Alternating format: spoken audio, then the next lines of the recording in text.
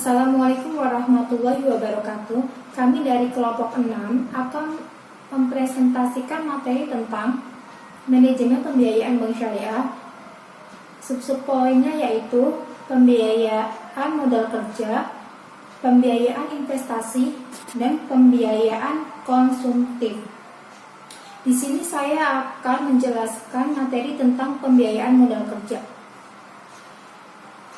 Manajemen pembiayaan bank syariah adalah sebuah proses perencanaan, pengorganisasian, pengkoordinasian, dan pengontrolan sumber daya yang dilakukan oleh bank syariah yang menjalankan kegiatan usahanya berdasarkan prinsip-prinsip syariah. Pembiayaan modal kerja merupakan penyaluran pembiayaan yang diberikan bank syariah kepada nasabah untuk membantu kebutuhan modal kerja usaha yang dijalankan oleh nasabah pembiayaan tersebut. Pada umumnya, pembiayaan modal kerja menggunakan akad musyarakah atau mudharabah, kecuali pembiayaan untuk modal kerja yang berbasis pengadaan barang, aset, atau tangible asset, maka akad yang digunakan adalah akad murabahah atau investasi. Dalam pemberian pembiayaan modal kerja, terdapat beberapa pos pada neraca, antara lain yang pertama yaitu persediaan barang atau inventory. Pada perusahaan manufaktur, persediaan barang umumnya dibagi menjadi 3, yaitu sebagai berikut.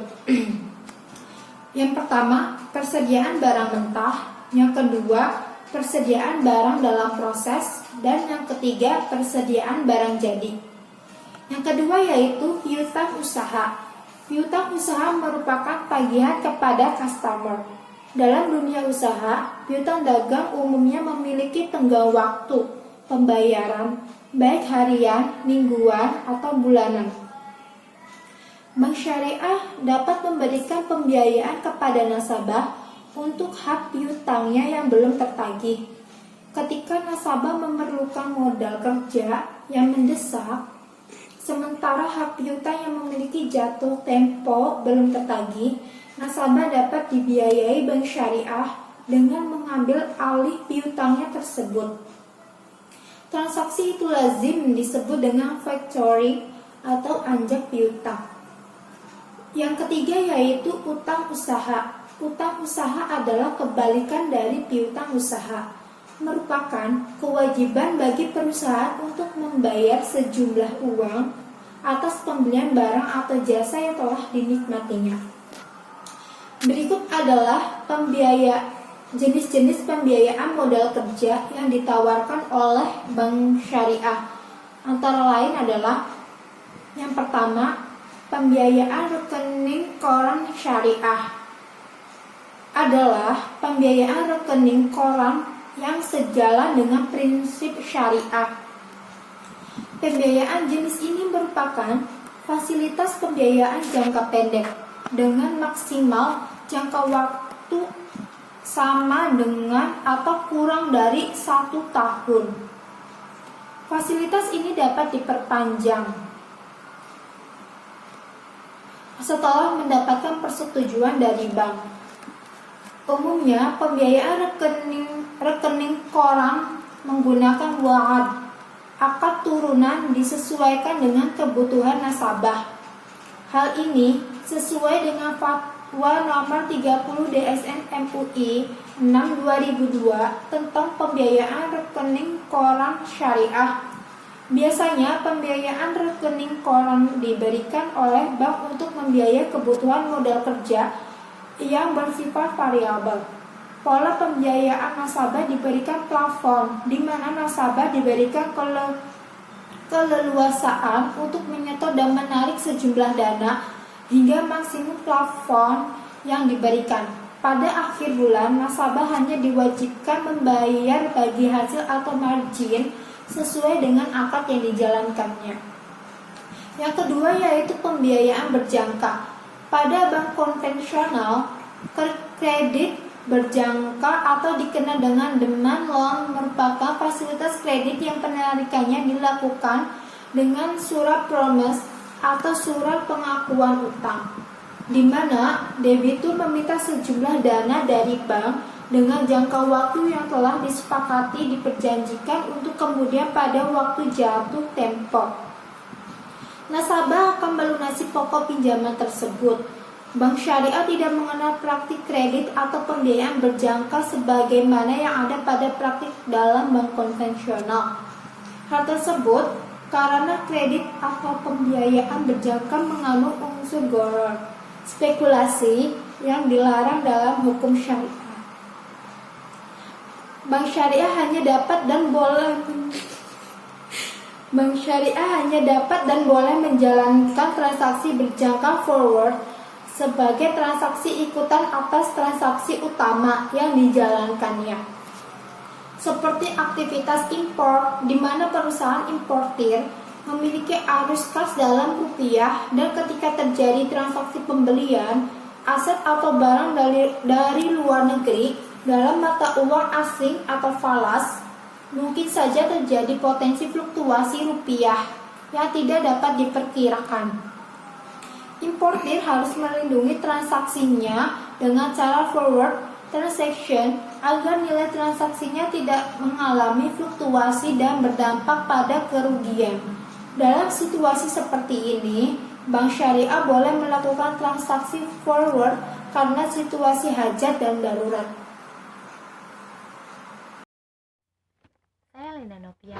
Di sini saya akan melanjutkan pembahasan yang sebelumnya dibawakan oleh Saudari Gina. Langsung saja.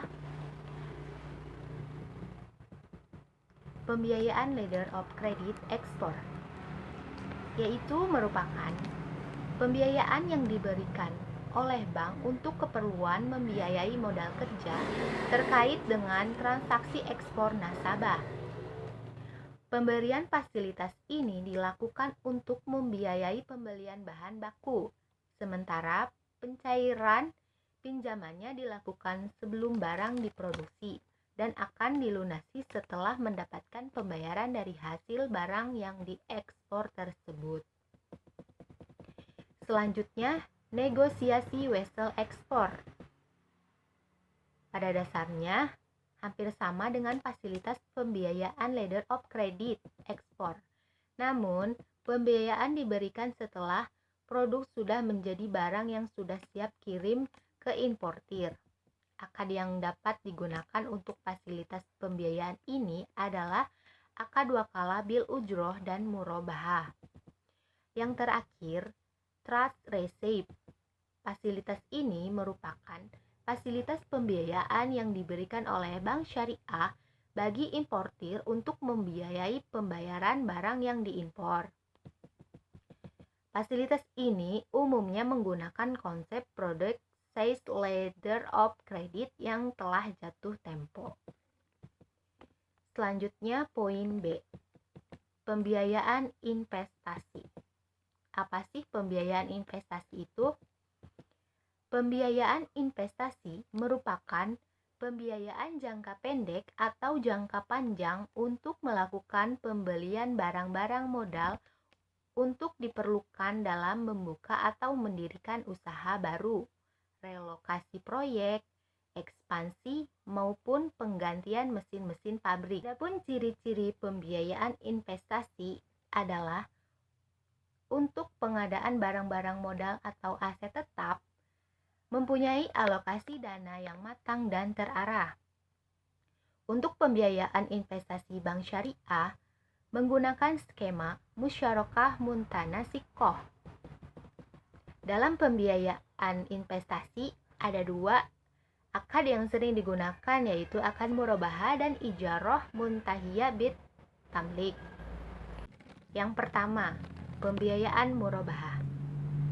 Murabahah berasal dari kata ribhu atau keuntungan, adalah transaksi jual beli di mana bank menyebutkan jumlah keuntungannya.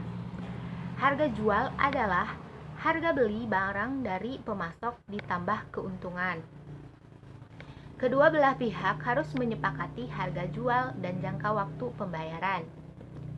Harga jual dicantumkan dalam akad jual beli dan jika telah disepakati tidak dapat berubah selama berlakunya akad. Dalam perbankan, murabahah selalu dilakukan dengan cara pembayaran angsuran. Dalam transaksi ini, barang diserahkan secara langsung setelah akad, sedangkan pembayaran dilakukan secara tangguh atau angsuran. Yang terakhir, pembiayaan ijarah muntahiyah bitamlik, yang merupakan pembiayaan yang menggabungkan antara sewa-menyewa atau ijarah dan jual beli atau hibah di akhir masa sewa. Dalam ijarah muntahiyah bitamlik, pemindahan hak milik barang terjadi dengan salah satu dari dua cara sebagai berikut. Yang pertama, pihak yang menyewa berjanji akan menjualkan barang yang disewakan tersebut pada akhir masa sewa. Yang terakhir, barang yang menyewakan berjanji akan menghibahkan barang yang disewakan tersebut pada akhir masa sewa. Selanjutnya pada poin B yaitu pembiayaan investasi. Pembiayaan investasi merupakan pembiayaan jangka pendek atau jangka panjang untuk melakukan pembelian barang-barang modal untuk diperlukan dalam membuka atau mendirikan usaha baru, relokasi proyek, ekspansi ataupun penggantian mesin-mesin pabrik. Ciri-ciri pembiayaan investasi adalah untuk pengadaan barang-barang modal, mempunyai alokasi dana yang matang dan terarah. Untuk pembiayaan investasi, Bank Syariah menggunakan skema musyarakah muntanakisah. Dalam pembiayaan investasi ada dua jenis akad yang sering digunakan, yaitu akad murabahah dan ijarah muntahiyah bitamlik. Yang pertama, pembiayaan murabahah, lebih dikenal sebagai murabahah saja. Murabahah yang berasal dari kata ribuh keuntungan adalah transaksi jual beli di mana bank menyebutkan jumlah keuntungannya. Yang kedua yaitu pembiayaan ijarah muntahiyah bitamlik, merupakan pembiayaan yang menggabungkan antara sewa menyewa ijarah dan jual beli atau hibah di akhir masa sewa. Selanjutnya poin C yaitu pembiayaan konsumtif. Pembiayaan konsumtif adalah pembiayaan yang digunakan untuk memenuhi kebutuhan konsumsi yang akan habis digunakan untuk memenuhi kebutuhan. Jenis pembiayaan ini diberikan untuk tujuan di luar usaha dan umumnya sifatnya perorangan. Ciri-ciri dari pembiayaan konsumtif atau konsumen adalah sebagai berikut. Pertama, nasabah biasanya bersifat perorangan. Yang kedua, dipergunakan untuk membiayai barang-barang konsumtif. Yang ketiga, sumber pembayarannya berasal dari gaji atau pendapatan lainnya yang bukan dari objek dibiayai. Contoh dari pembiayaan konsumen atau konsumtif adalah sebagai berikut. Pertama, pembiayaan kendaraan. Yang kedua, pembiayaan multiguna. Yang ketiga, kartu kredit. Yang keempat, pembiayaan kepemilikan rumah. Sekian presentasi dari kelompok 6. Apabila ada kekurangan, mohon maaf. Wabillahi taufik wal hidayah. Wassalamualaikum warahmatullahi wabarakatuh.